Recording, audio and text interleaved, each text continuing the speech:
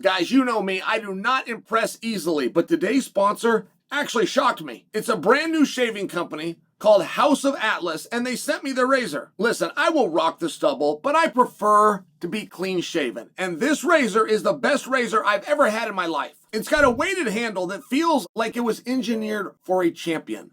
Not some weightless garbage. And the precision trim edge. It cleaned up my sideburns and right under the nose, almost like I had a personal barber in the room. I used the shave cream, I finished with their aftershave, and I'm telling you, my skin feels smooth and refreshed, almost like I'm ready for success. This isn't grooming. I want you to think of this as self-care with swagger. And here's the kicker. House of Atlas is now in Target stores nationwide. That's right. Next time you're at Target, you're maybe grabbing some paper towels. Pick up a razor that's worth your time. I'm telling you, you can finally stop wasting your money on junk that doesn't perform. Grab House of Atlas next time you're at Target. Or right from home, just go to Target.com. Start shaving like you mean it. So, you get out to the main event, and things just weren't feeling right. Like, there was a very weird buzz in the air. And I thought that Merab would be too much for him. I thought that for very good reason, which is the definition of an insanity, is to do the same thing over again and expect a different result. So we have the same two meatheads fighting at the same weight class for the same. The point is this, okay? Yan was being discounted, and Yan was even a 3 1/4 dog at some point during the week. I think my own partner's at DraftKings. I think the fight might have gone off at a 3 1/4 dog against John. And I remember talking to John Anik, and I just said, John, man, this doesn't feel right. That's Petr Yan. You know, that's Petr Yan. How dare you dismiss him? And John said, Chael, I'm with you. You know, I get the support and praise of Merab, and I get the role that he's on, but you're trying to punk out Petr Yan, which, by the way, guys, the first fight is not exactly the way that you remember it. Yan was very competitive in that fight. There was 49 takedown attempts, and that seemed to be the big number that jumped off the page. Of those, 11 were successful. Of those 11, I believe Petr Yan got up from every single one of them. I believe, and don't be a nerd that corrects me in the comments. I'm just going off of memory here, but I think Yan got it from every single one of them. I don't believe there was a round that was completed with Merab on top of Yan. So, if you look at the 11, okay, great. That's a good number for Merab, but it means that Petr Yan defended 38 of them. That's pretty impressive. Like, you can't act like a guy doesn't know how to defend a shot if he just defended 38 shots. And then to be able to scramble it from the bottom. Guys, I don't know what his strategy was tonight. If I could talk to Petr Yan right now, I'd just ask him one question. Hey, what was your game plan? And I'd be very curious what he says. Because from an X's and O's, we saw a counter wrestling game.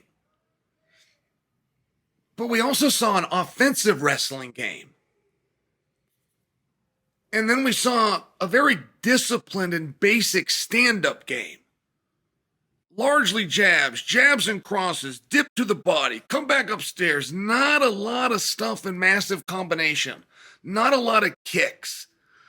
But then we also saw Yan walking him down. And only one of those had to be his strategy. Only one of those had to be his game plan. I can assure you, while Yan did all of those things well, he did not have a game plan to go out and do 5 different things to Merab. He committed to 1 and maybe 2. So now you're talking about, okay, walk him down. Every defense of every shot tonight was the same. It was that right side underhook, the right side underhook. Anytime he did not get to the right side underhook, Merab drug him down to the canvas. So was that his plan? And then everything else just happens.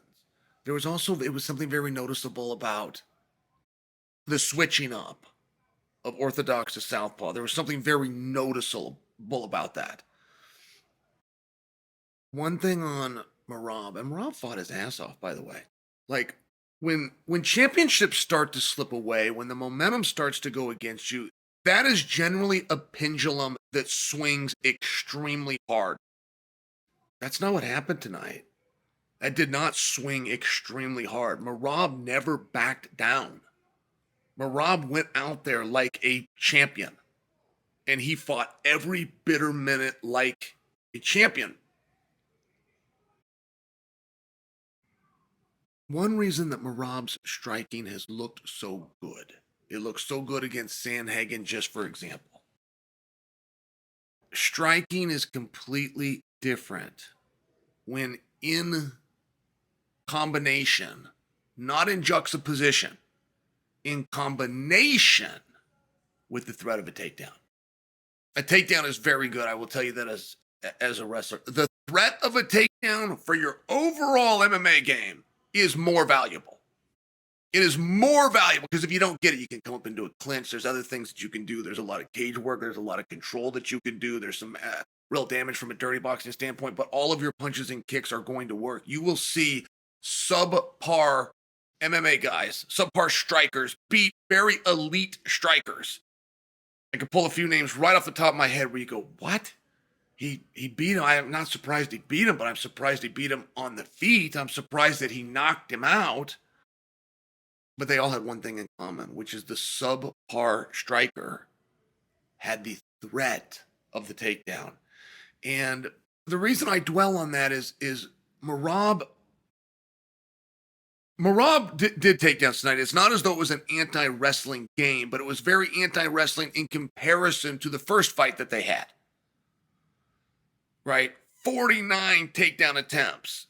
That is not what we saw. 11 successful takedowns. That is not what we saw tonight. So then when you try to throw in the jabs and the crosses, it's not the same thing.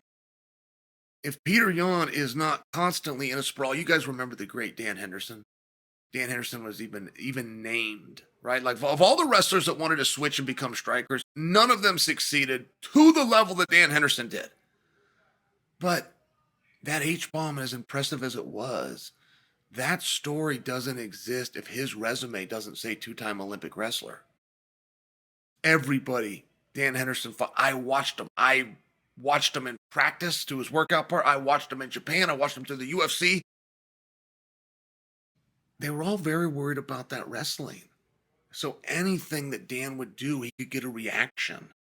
And I just share that because that's one of the guys I looked up to. That's one of the guys that I followed very closely, but I was in the room with him. He would show me how to do that H-bomb. And yes, he generated a power. I'm not talking about the power. I'm just talking about the ability to reach out and touch somebody. And the reason that he could do that is because of the resume that said two-time Olympic wrestler. And I will stand by that example. You got to have those threats, and it's so important.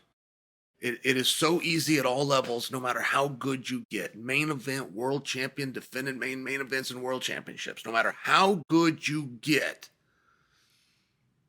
the mind of the athlete will so often defer back to, I'm going to strike with him. I'm going to grapple with him. And it's a mistake. There is no stand. There is no grapple. It's all in combination. That's what the sport of mixed martial arts is. And when you get to main events and you get to world championships, we don't find out who the better strikers or the better grappler. We find out who the better mixed martial artist is. And tonight, that's Petr Yan.